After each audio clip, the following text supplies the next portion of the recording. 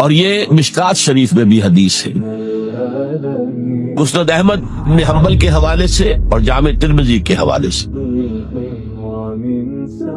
حضور فرماتے ہیں، حارث اشعری رضی اللہ تعالیٰ عنہ اس کے راوی ہے، انی آمرکم بخمس، مسلمانوں میں تمہیں 5 باتوں کا حکم دے رہا ہوں،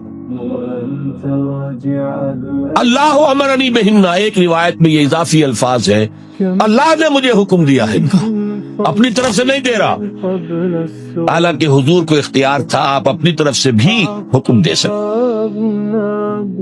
وہ 5 باتیں کیا ہیں؟ بالجماعت والسمع والطاعت والہجرت والجہاد فی سبیل اللہ۔ کتنا بڑا مجموعہ اس وقت یہاں ہے، کیا میں پوچھ سکتا ہوں کتنے لوگوں نے یہ حدیث سنی ہے آج سے پہلے؟ ذرا ہاتھ اٹھائیں، کیا وجہ؟ دیکھیے 5 چیزیں وہ ہیں جو ہم میں سے ہر ایک کو یاد ہے، حدیث یاد ہونا ہو اس کا ایسنس تو یاد ہے۔ بنی الاسلام علی 5، شہادت لا الہ الا اللہ وان محمد رسول اللہ، وإقام الصلاة وإيتاء الزکاة وصوم رمضان وحج البیت من استطاع الیہ سبیلا۔ اس کو نہیں معلوم 5 ارکان اسلام؟ اور کس نے فرمایا؟ یہ حضور کو۔ اور یہ کلام خبریہ ہے، بنی الاسلام علی 5، اس میں امر کا انداز نہیں ہے، خبر ہے۔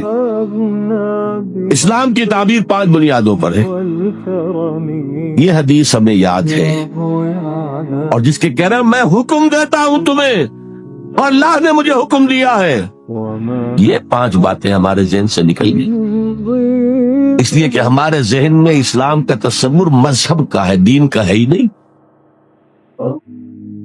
ہم وہی سمجھتے ہیں کہ نماز، ایک تو یہ کہ ہمارے عقائد ٹھیک ہو، نماز روزہ حج زکوٰۃ کا تقاضا ہو، اور کچھ جو ہمارے سوشل کسٹمز ہیں، عیدیں منائے، جمعہ پڑھے، قربانیاں دیا کریں عید الاضحیٰ میں، بچے کا عقیقہ کریں، مردے کو دفنائیں کفنائیں، شادی ہو تو ایجاب و قبول کرائیں، پھیرے نہیں ڈلوائیں گے، بھئی یہ ہمارا دین ہے، ہمارا مذہب ہے، مذہب دین نہیں ہے، دین کا تصور ہی نہیں۔ اب اتنے خوگر ہو گئے محکومیت کے کہ دین کی اقامت کا تصور، دین کو غالب کرنے کا تصور ہمارے ذہن سے نکل گیا، ذہن میں ہے ہی نہیں۔ علماء کو بھی اجنبی سی بات لگتی ہے، یہ کیا بات کہہ رہے ہیں، تو اجنبی سی بات ہے، اس لیے کہ ہمارے ذہنوں سے تصور نکل۔ پہلے مسلمان بادشاہ تھے، ملوکیت تھی، وہ اسلام تو نہیں تھا، اسلامی نظام تو خلافت راشدہ کا تھا، ابو بکر اور عمر اور عثمان اور علی اور حضرت حسن کو میں مزید شامل کرتا۔ تب 30 برس بنتے جو حضور نے فرمایا تھا کہ یہ 30 برس خلافت ہے، بعد میں تو ملوکیت آ گئی۔ یہ بنو امیہ کے بادشاہ تھے، چاہے خلفاء اپنے آپ کو کہلوائیں، بنو عباس تو بڑے بادشاہ تھے، شہنشاہ تھے، بڑے محل بنائے تھے، اور یہی حال پھر ان کو ہم کہہ دیتے ہیں عثمانی خلفاء، یعنی ترک بادشاہ اور شہنشاہ، کا بھی حال یہی تھا۔ اسلام کا اس کے بعد آ گئے انگریز، انگریز نے کہا قانون ہمارا ہوگا، کرمنل لا ہمارا ہوگا، CRPC ہماری ہوگی، سول لا ہمارا ہوگا، نظام ہمارا ہوگا، نماز پڑھ سکتے ہو، روزہ رکھ سکتے ہو، ہمیں کوئی تم سے، ہمارے مذہب سے کوئی دشمنی نہیں، بلکہ انگریز نے تو بڑی رعایت کی تھی، اس نے کہا تھا تم اپنے فیملی لاز بھی اپنی مرضی سے جیسے چاہو طے کرو۔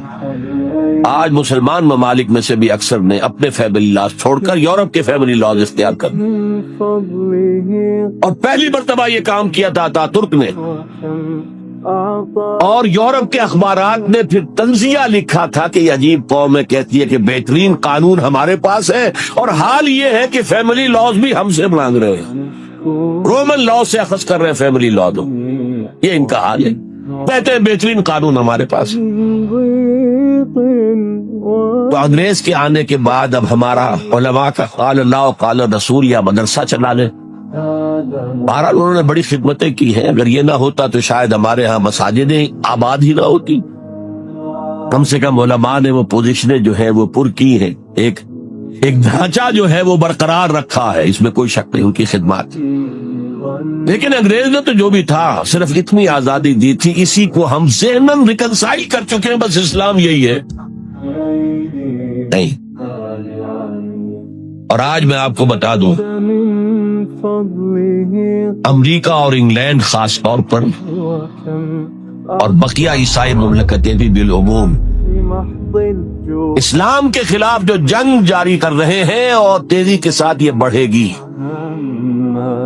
اس کا بھی معاملہ یہ ہے کہ مذہب کی حیثیت سے اسلام کے خلاف ان کی کوئی جنگ نہیں. جب بش کہتا ہے کہ ہم تو اسلام کے خلاف نہیں, صحیح کہتا ہے, سچ کہتا. وہ یہ کہہ سکتے ہیں you have come here, you have purchased churches and synagogues and converted them into mosques. Did we object? تم یہاں آئے, تم نے چرچ خرید کے مسجد بنا لی, سینیگوگ یہودیوں کا خریدا اور مسجد بنا لی. ہم نے کبھی روکا تمہیں؟ تم نمازیں پڑھتے ہو, ہم نے روکا. روزے رکھتے ہو, ہم نے روکا. بلکہ رمضان میں وائٹ ہاؤس میں ایک افطاری بھی دے دیتے ہیں تمہیں, سیریمونیل. تمہاری عید ہے, بقرہ عید ہے, ہم کو مومنٹی سٹیمپس جاری کر دیتے ہیں, یہ عید کا جو ہے ڈاک کا ٹکٹ ہے اور یہ بقرہ عید کا ہے. تو مذہب سے تو ہمیں کوئی اعتراض نہیں, لیکن اسلام کا سیاسی, معاشی اور سماجی نظام nothing doing. We will not bear it. نظام ہمارا ہوگا. اور سمجھ لیجئے یہ تاریخ نے پورا سرکل, ایک گھیرا پورا کر لیا.